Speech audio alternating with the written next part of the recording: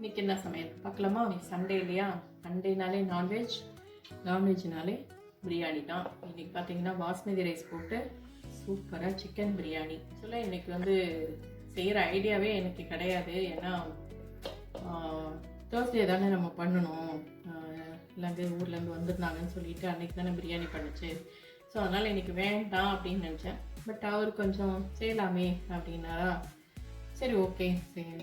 அதனால் அன்றைக்கி மட்டன், இன்றைக்கி வந்து சிக்கன். இதுக்கு பார்த்தீங்கன்னா சிக்கன் ஃப்ரை பண்ணியிருக்கு, அவ்வளோதான். எங்களுக்கு வந்து ரைட்டாகவும் வேணாம்.